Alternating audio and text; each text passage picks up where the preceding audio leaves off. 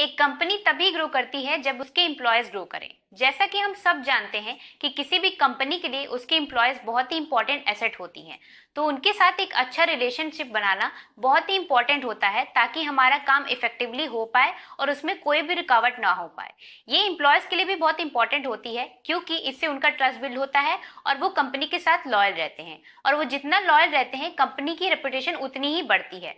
तो एम्प्लॉय के साथ कैसे रिलेशन बना सकते हैं उसको जानने के लिए आइए हम खोलते हैं एम्प्लॉय रिलेशन की काम की किताब के 10 पन्ने। तो हमारा पहला पन्ना है इफेक्टिव कम्युनिकेशन। इसका मतलब है कि जो भी बातचीत हुई है आप उसको अच्छे से समझिए और आपके जो भी आइडियाज हैं या आप जो भी चीजें बताना चाहते हैं उसको दूसरों तक पहुंचाइए। फॉर एग्जाम्पल, आपके जो भी थिंकिंग है आप उसको क्लियरली एंड पोलाइटली मैनर में एक्सप्रेस करिए और जो भी दूसरे बता रहे हैं उन बातों को ध्यान से सुनिए। तो हमारा दूसरा पन्ना है ट्रस्ट बिल्डिंग।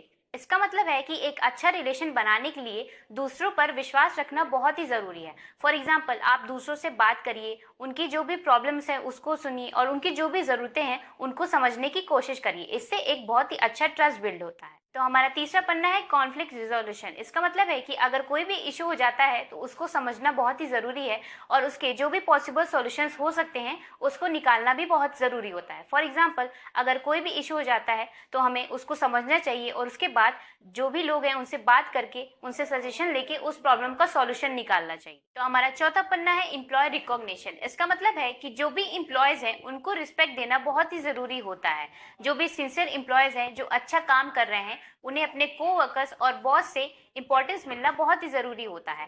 फॉर एग्जाम्पल, हमें मंथ के एंड में एम्प्लॉय ऑफ द मंथ को ऑर्गेनाइज करना चाहिए या जो भी एम्प्लॉयज हैं उनको शब्दों में उनकी तारीफ करनी चाहिए। तो हमारा पांचवा पन्ना है ओपन डोर पॉलिसी। इसका मतलब ये होता है कि जो भी सीनियर्स या सुपरवाइजर्स हैं उनको हमेशा ओपन रहना चाहिए ताकि उनके जो भी एम्प्लॉयज है अगर उनको कोई भी प्रॉब्लम होती है तो वो उनसे ओपनली पूछ पाए।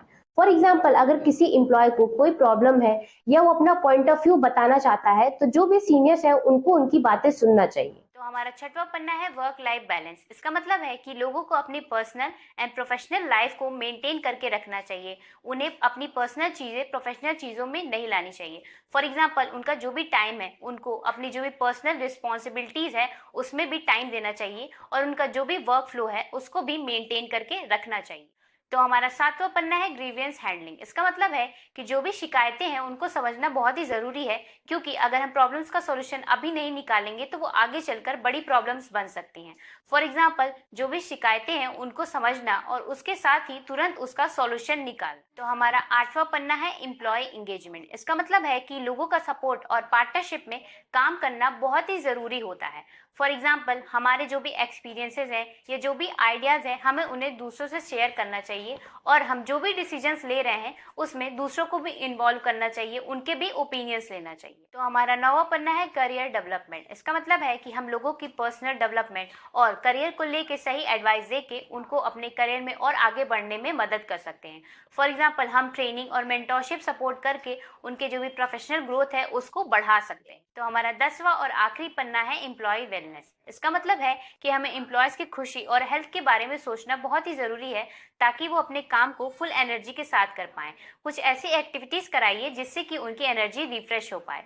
फॉर एग्जाम्पल, हम जो भी हेल्थ कैंप को ऑर्गेनाइज कर सकते हैं ताकि उनकी जो भी फिजिकल और जो भी मेंटल हेल्थ है उसकी जांच कर सकें। आशा करती हूँ कि आपको एम्प्लॉय रिलेशन के 10 पन्ने समझ में आए होंगे। तो उन 10 पन्नों में से मैं आपको 3 पन्ने ऐसे बताऊंगी जिस पे आपको ज़रूर ध्यान देना है। पहला ये है कि आप अपने एम्प्लॉय से इफेक्टिवली कम्युनिकेट करिए, अपने आइडियाज़ शेयर करिए ताकि उनका ट्रस्ट बिल्ड हो।